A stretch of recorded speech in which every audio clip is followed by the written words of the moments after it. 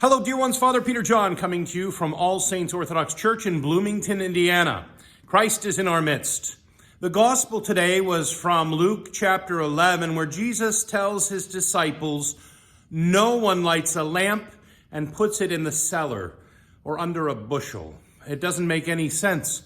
Why would you light a lamp and go hide it down underground in the cellar? Or why would you put it under a bushel so that it couldn't give any light? It doesn't make any sense.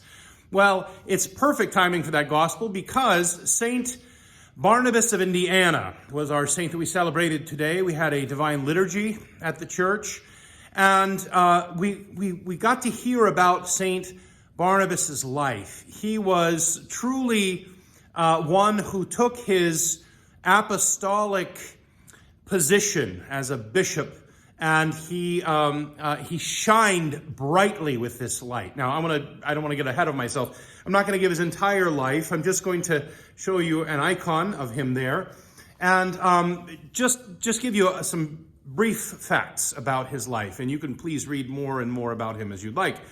But you will read, as you read, you'll see he is not an average person. He had the courage of a lion. He was born in 1914 in Gary, Indiana, and he lived there for the first 9 years of his life until his family returned to their homeland of Serbia. Now, he grew up in the church. He became a monastic in his 20s. He was ordained a deacon. As soon as he was ordained a deacon, it was like the grace of the ordination hit him. And I'm sure he had these thoughts, lots of them, about standing up for the truth and the light of Christ and standing against oppressors earlier in his life. I'm sure he saw so many things that disturbed him under the fascist communist regime there that he held it in. But when he was ordained a deacon, something happened, and he began to speak with power and with clarity, with fire and with grace. And he gained attention. Some people were excited about what he was saying. Other people were not excited. Namely, the fascists, the communists, they wanted him to be quiet. They did not like the way he was speaking about them. He was calling them out for what they were doing to the church, for all of their mistreatment of Christians. A few years later, he was ordained a priest and then a bishop. And again, it was like the fire of ordination came upon him. And he began to speak all the more boldly. And he eventually was sentenced to prison. And he endured horrendous tortures, suffering, imprisonment. Well, this went on for quite a number of years. He was in this prison, or he was under house arrest at this monastery, and it was just a very, very difficult time, to say the least.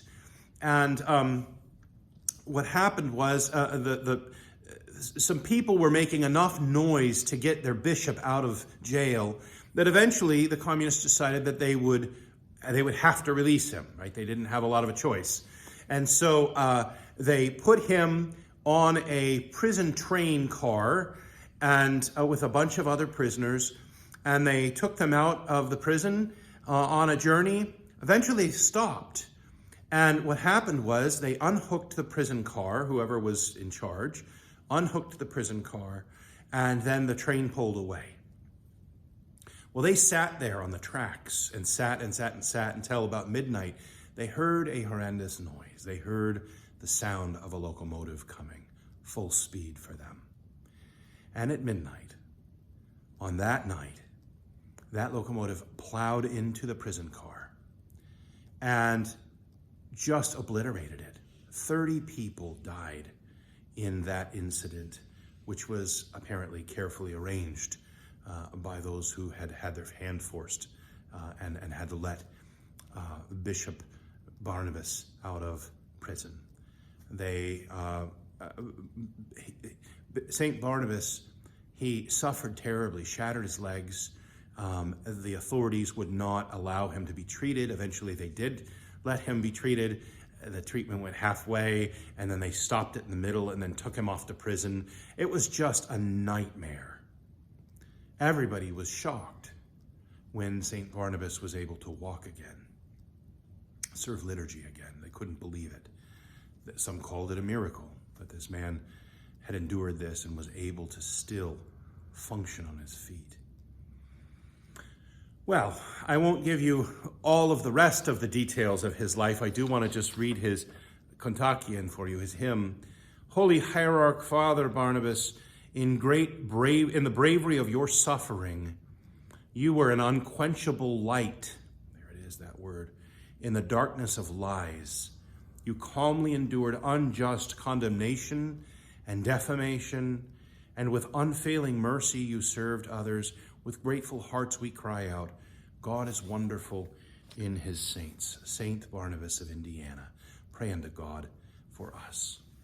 Christ is in our midst. He is and ever shall be.